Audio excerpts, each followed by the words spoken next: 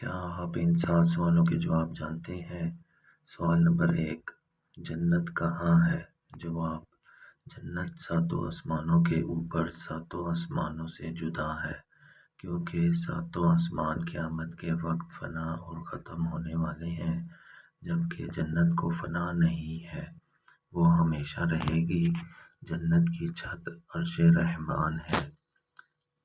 سوال نمبر 2، جہنم کہاں ہے؟ جواب: جہنم 7 زمین کے نیچے ایسی جگہ ہے جس کا نام سجین ہے۔ جہنم جنت کے بازو میں نہیں ہے جیسا کہ بعض لوگ سوچتے ہیں۔ جس زمین پر ہم رہتے ہیں یہ پہلی زمین ہے، اس کے علاوہ 6 زمینیں اور ہیں جو ہماری زمین کے نیچے ہماری زمین سے علیحدہ اور جدا ہے۔ سوال نمبر 3، سدرۃ المنتہا کیا ہے؟ جواب: سدرہ عربی میں بیری اور بیری کے درخت کو کہتے ہیں۔ المنتہا یعنی آخری حد۔ یہ بیری کا درخت وہ آخری مقام ہے جو مخلوقات کی حد ہے، اس سے آگے حضرت جبرائیل بھی نہیں جا پاتے ہیں۔ سدرۃ المنتہا ایک عظیم الشان درخت ہے، اس کی جڑیں چھٹے آسمان میں اور اونچائیاں 7ویں آسمان سے بھی بلند ہیں۔ اس کے پتے ہاتھی کے کان جتنے اور پھل بڑے گھڑے جیسے ہیں۔ اس پر سنہری تتلیاں منڈلاتی ہیں۔ یہ درخت جنت سے باہر ہے۔ رسول اللہ صلی اللہ علیہ وسلم نے حضرت جبرائیل علیہ السلام کو اسی درخت کے پاس ان کی اصل صورت میں دوسری مرتبہ دیکھا تھا، جبکہ آپ صلی اللہ علیہ وآلہ وسلم نے انہیں پہلی مرتبہ اپنی اصل صورت میں مکہ مکرمہ میں مقام جہاد پر دیکھا تھا۔ سوال نمبر 4، حور عین کون ہے؟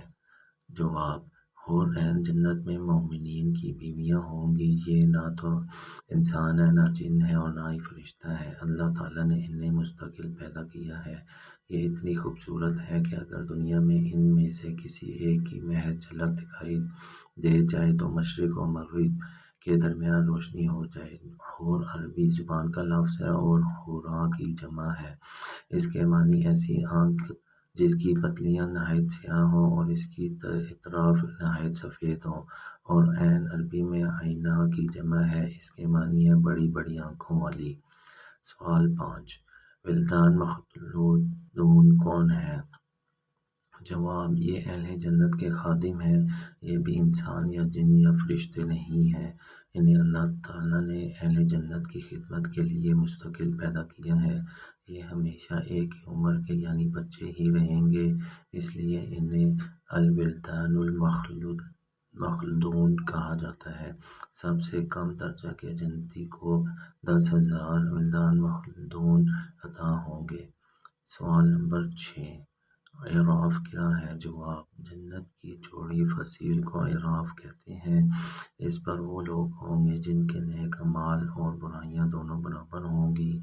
ایک لمبے عرصے تک وہ اس پر رہیں گے اور اللہ سے امید رکھیں گے کہ اللہ تعالیٰ انہیں بھی جنت میں داخل کر دے۔ انہیں وہاں بھی کھانے پینے کے لیے دیا جائے گا، پھر اللہ تعالیٰ انہیں اپنے فضل سے جنت میں داخل کر دے گا۔ سوال نمبر 7، قیامت کے دن کی مقدار اور لمبائی کتنی ہے؟ جواب: 50,000 سال کے برابر۔ جیسا کہ قرآن مجید میں ارشاد ہے، تعرج الملائکۃ والروح الیہ فی یوم کان مقدارہ 50,000 سنہ۔ حضرت ابن عباس رضی اللہ عنہ سے روایت ہے کہ قیامت کے 50 موقف ہیں اور ہر موقف 1,000 سال کا ہوگا۔ جب آیت یوم تبدل الارض غیر الارض السماوات نازل ہوئی تو حضرت عائشہ رضی اللہ عنہا نے نبی کریم صلی اللہ علیہ وسلم سے پوچھا کہ یا رسول اللہ، جب یہ زمین و آسمان بدل لیے گئے تب ہم کہاں ہوں گے؟ آپ صلی اللہ علیہ وسلم نے فرمایا تب ہم پل صراط پر ہوں گے۔ پل صراط پر سے جب گزر ہوگا اس وقت صرف 3 جگہیں ہوں گی۔ نمبر 1 جہنم، نمبر 2 جنت، نمبر 3 پل صراط۔ رسول اللہ صلی اللہ علیہ وسلم نے فرمایا، سب سے پہلے میں اور میرے امتی پل صراط کو طے کریں گے۔ پل صراط کی تفصیل۔ قیامت میں جب موجودہ آسمان اور زمین بدل دیے جائیں گے اور پل صراط پر سے گزرنا ہوگا، وہاں صرف 2 مقامات ہوں گے، جنت اور جہنم۔ جنت تک پہنچنے کے لیے لازماً جہنم کے اوپر سے گزرنا ہوگا۔ جہنم کے اوپر ایک پل نصب کیا جائے گا، اسی کا نام الصراط ہے۔ اس سے گزر کر جب اس کے پار پہنچیں گے، وہاں جنت کا دروازہ ہوگا۔ وہاں نبی کریم صلی اللہ علیہ وسلم موجود ہوں گے اور اہل جنت کا استقبال کریں گے۔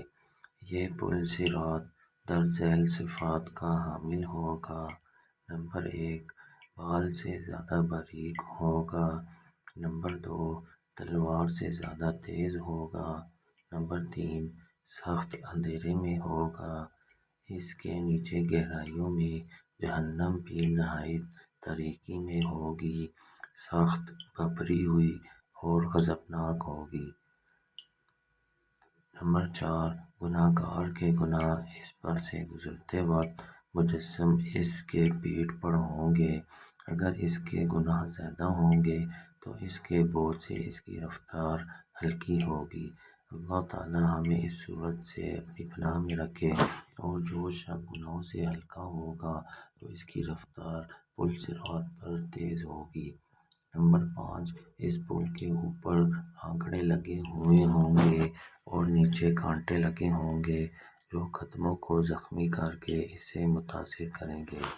لوگ اپنی بدعمالیوں کے لحاظ سے اس سے متاثر ہوں گے۔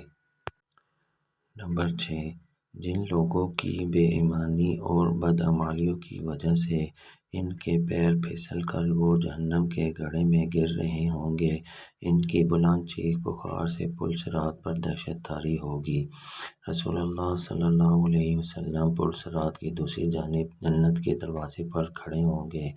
جب تم پل صراط پر پہلا قدم رکھ رہے ہوگے، آپ صلی اللہ علیہ وآلہ وسلم تمہارے لیے اللہ تعالیٰ سے دعا کرتے ہوئے کہیں گے، یا ربی سلم یا ربی سلم۔ آپ بھی نبی صلی اللہ علیہ وآلہ وسلم کے لیے درود پڑھیے، اللہم صلی وسلم علی الحبیب محمد۔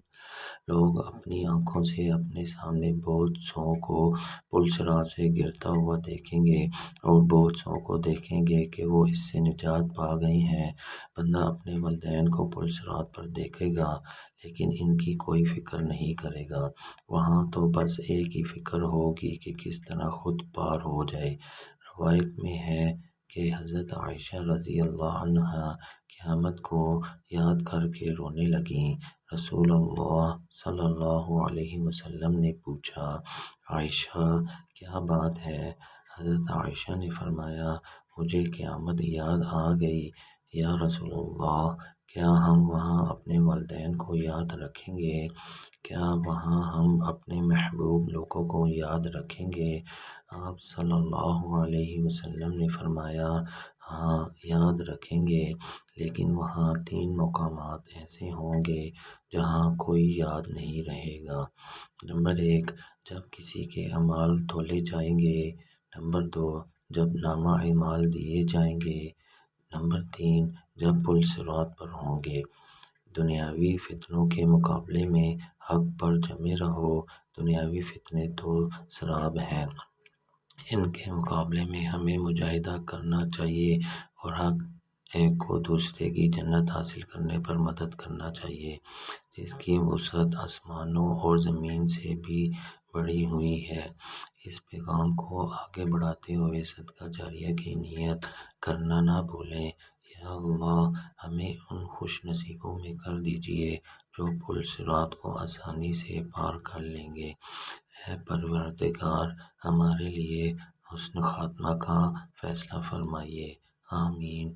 اس تفصیل کے بعد بھی کیا گمان ہے کہ وہاں کوئی رشتہ داریاں نبھائے گا جس کے لیے تم یہاں اپنے اعمال برباد کر رہے ہو؟ مخلوق کی بجائے خالق کی فکر کرو، اپنے نفس کی فکر کرو۔ کتنی عمر گزر چکی ہے اور کتنی باقی ہے؟ کیا اب بھی لاپرواہی اور عیش کی گنجائش ہے؟